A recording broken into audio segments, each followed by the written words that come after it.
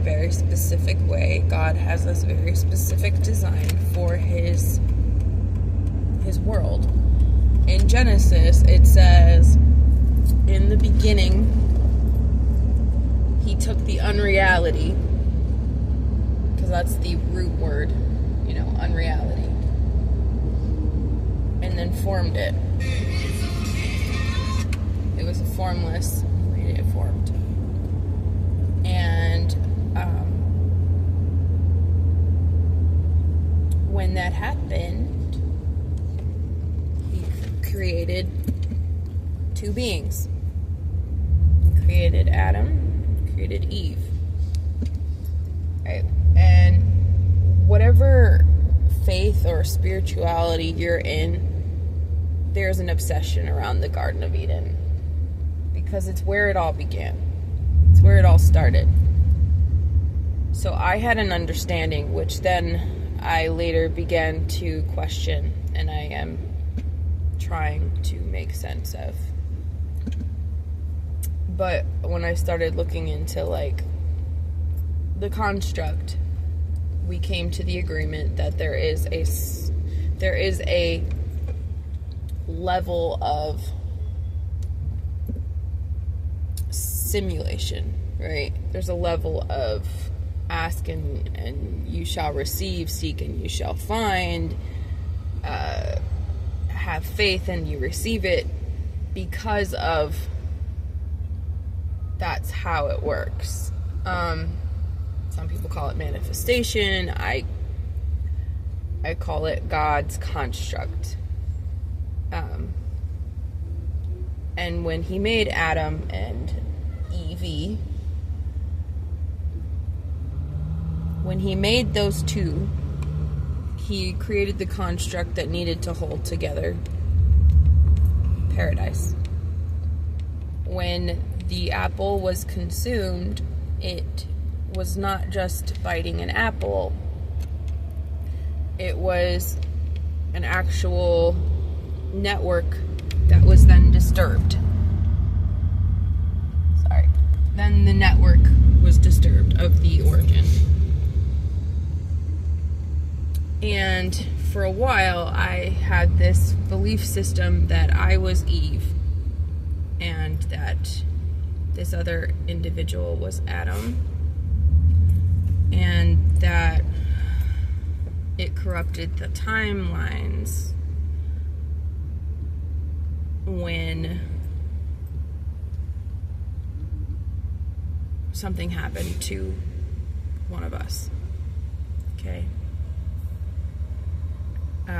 Because I'm just gonna say it. It's gonna sound crazy, but I have to speak my truth, right? My perception of what was truth. And let me back this up and say that the only thing to me that is true after my experience is that God is real, and Jesus, or the I am that I am, is the way out.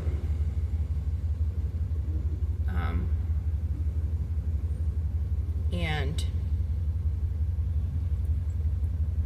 no other way. That you can think you've got all this power and whatever, but at the end of the day, I am an Eve. There is an Adam. There is an Eve. But that doesn't mean anything if your heart and your soul is not in the right place. So,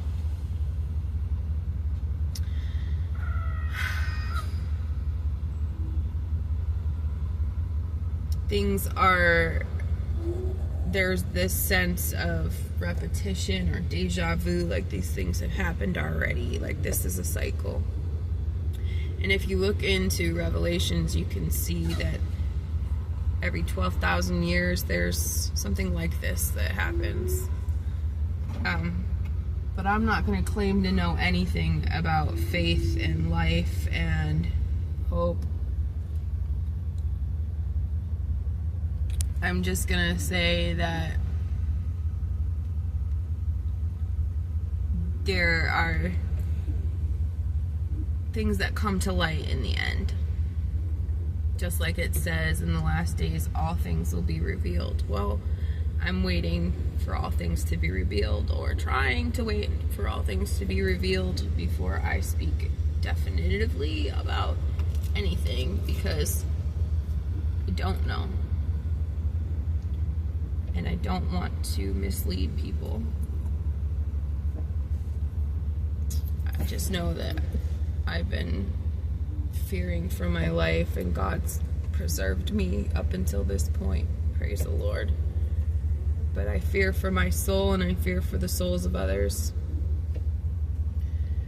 And I can confidently say that there is a group that operates in a functionality that controls the masses, right, by multiple different ways. And I will expose these ways in hopes that someone will be privy to it and prevent them falling for something like this. Now, there's other things that I still have to understand, and other things that still have to be revealed, because I don't understand fully. But there are groups that can control and manipulate events beyond the weather, beyond the cars that park with different license plates, beyond the gang stalking, graffiti, all these things that I've experienced, beyond these things, right? There's some of it is God, right? Some of it is actually God controlling and orchestrating what he wants to happen here. And then a level of it is this other group trying to play God and orchestrate things to their own right. So, my dad used to talk about HAARP in 2000. He was big on it. They can do weather manipulation. I mean, Biden's talked about it in his little senile rants. He says, we're going to continue the adverse weather conditions. And then in another clip, he says, that I would ever say that. That's preposterous. But you have both clips online. Just the same as, Trump saying MAGA in one breath and then denying MAGA in the other breath. That's a politician for you, though. That's what they do. People write speeches, they've got PRs, they've got situations where they back up and move forward and do what they do. We're not speaking against or for these individuals, because at the end of the day, they are just individuals. They are puppets. And there are people behind the strings pulling the strings. And no, we all know about the Illuminati at this point. We all know about Lumen Co. at this point. That's nothing. That's like, ooh, there's a group behind the group behind the group, but there's like a group behind the group behind the group. You know what I'm saying? Like, there's always a bigger fish. There's always a bigger fish. No matter which way you look, there's always a bigger fish. But there are things that they can do that will seem like it is God talking to you. And you will have to be very careful to understand the difference. And sometimes I don't. And I'm having a hard time, right?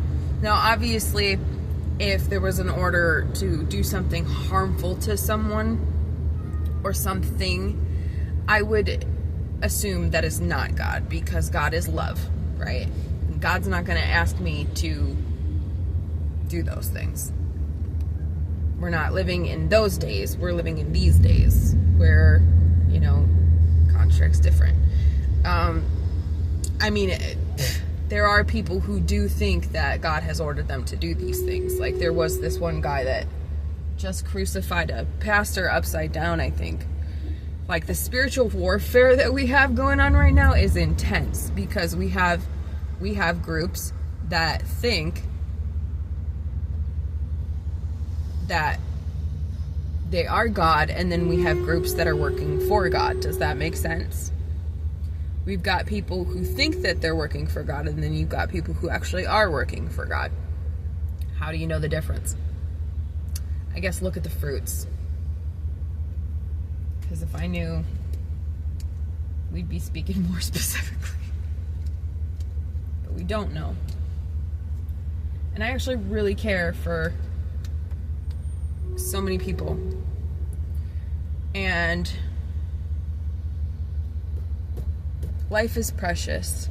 Life is short. Please love louder. Please love more. Please repent. Really, repent. Like, just get real with the Creator, because He is real. And so is hell.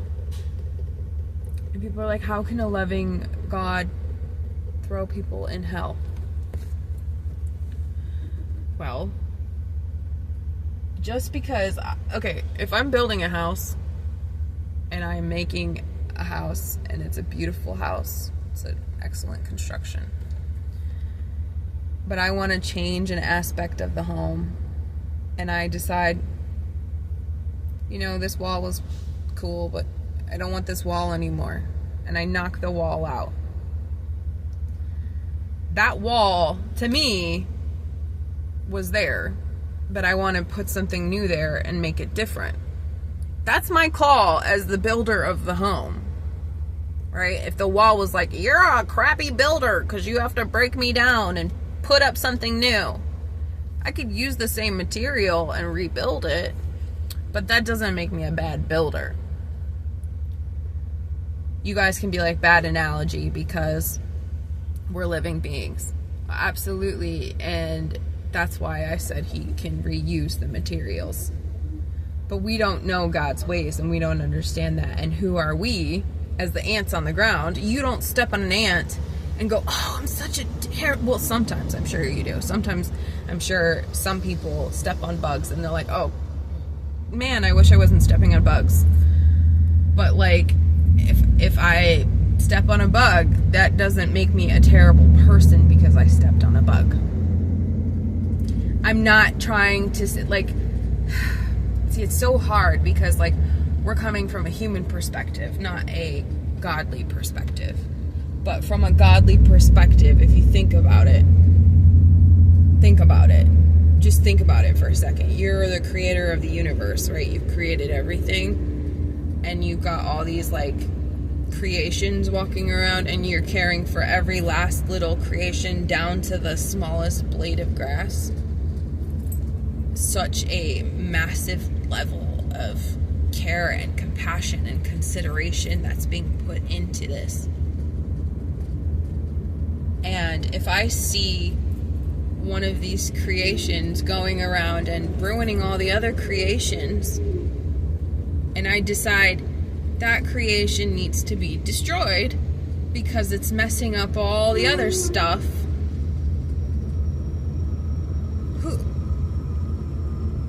are you going to argue? Are you going to argue with the king about what he decides to do with his creations? And don't get me wrong, I'm terrified. I'm terrified because I experienced something I never wanted to experience. But also, that was grace because I'm here to talk about it. And there are days that I'm like, every day I wake up is grace, right? Because if I was just even given another day instead of like being left in there, that's still grace. And that's terrible for me to like feel that way, because no, of course I don't want that. Of course I don't want that. And of course I don't want anyone else to experience such a level. So what have I learned? What did I learn? That it's all dirt. That it's all dirt. Everything that I have is dirt. And it's all gonna fade away. That I can fight for these things because comfort is nice, but it's not going to satisfy. It's really empty. It's really empty in the end. It really is. And what matters? Love. Love is what matters, because that is something that opens the hearts of others. That is something that lasts beyond you. If I give you a present, right? Let's say I got you a pair of Gucci shoes, okay? Let's say I got you a pair of Gucci shoes and I slapped you in the face right after. What are you going to remember? Because somebody else could buy you another pair of Gucci shoes, right? Are you going to remember that pair of Gucci shoes? Or are you going to remember the slap more? Which one's going to make you remember? Obviously, the thing that hurt you is what you're going to remember more. So, in the end, love matters more. Love matters more than the house you have. Love matters more than the job you have. The people around you matter more than your work. The people around you matter more than the money that you make. The people around you are what matter the most. If a millionaire has a pile of cash in a briefcase and we shipwreck or are in a plane and we plane crash and it's freezing cold and we've got nothing to burn and I have a lighter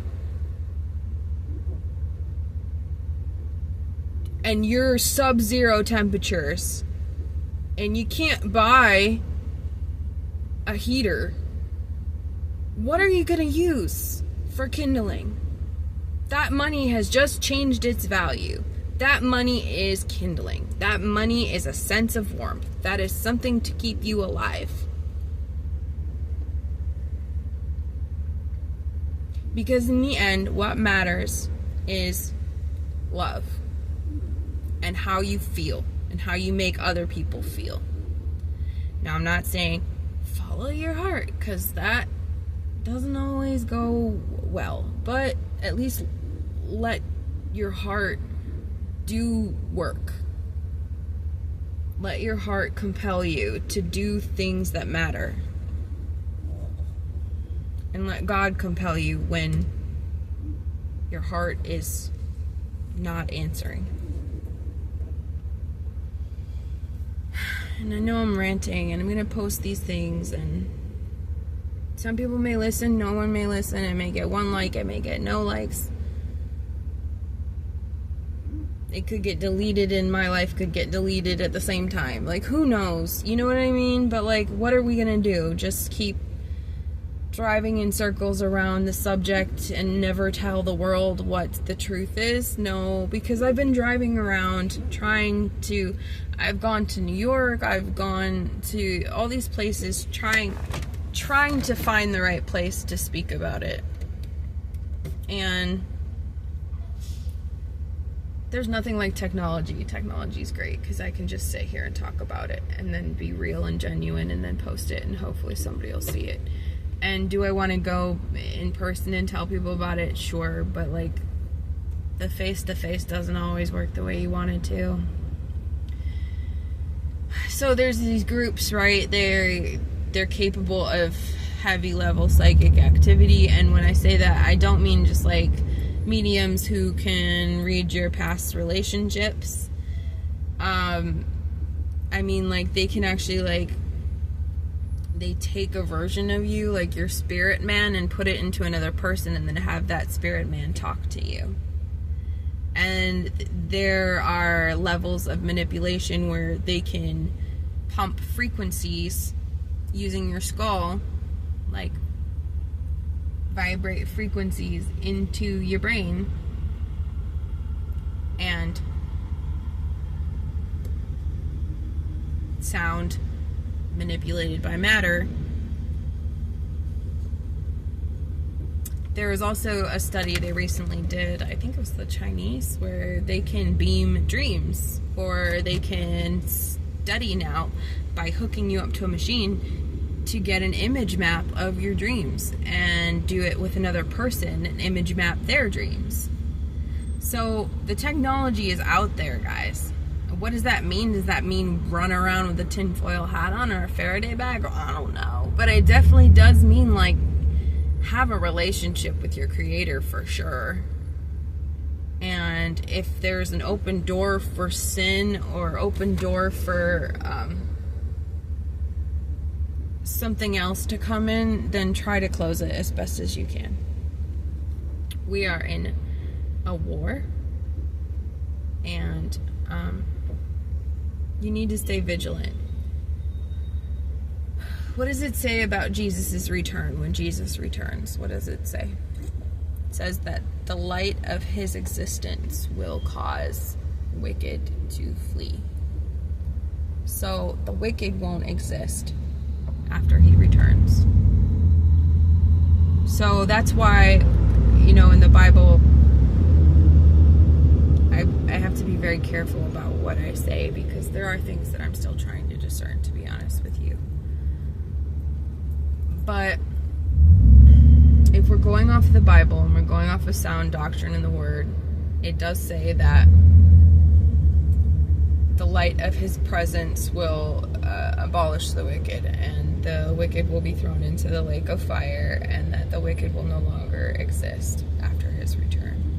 And it does say in Matthew, if somebody says, oh, he's over there, or he's over there, don't believe it. But it also does say that you'll see him in the same way that he went up, which is like his apostles saw him, and then everybody saw him. So you got to know your word. I got to know my word. We got to study our word. That's really what I'm getting at here. And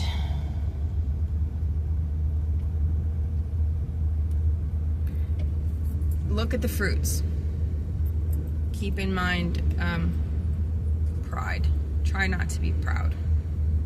Judge not, lest ye be judged in the same manner which ye judge. I would hope the Lord, measures me with more grace than I measure others. And he is just, so pretty confident he will.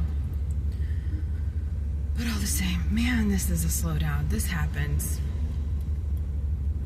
And it's hot. I don't have AC in my car, and that's okay. But you feel me, like,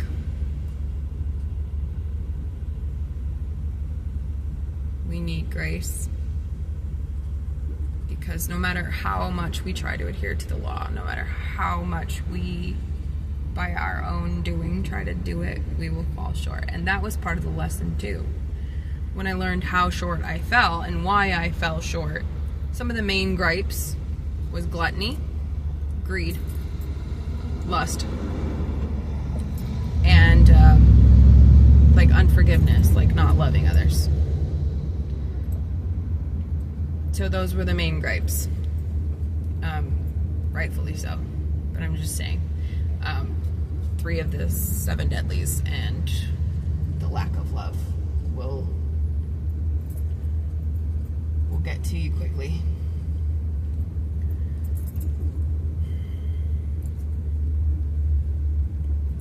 And do your best to be a good person. Not because this is another one. Don't be a good person because people will see you as a good person. Or don't be a good person because people will be thankful and then give you something in return. Just be a good person for the sake of being a good person. Does that make sense?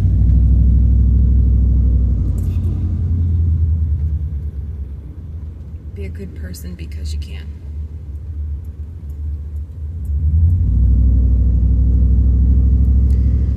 Alright, I'm gonna end this here for now, I guess.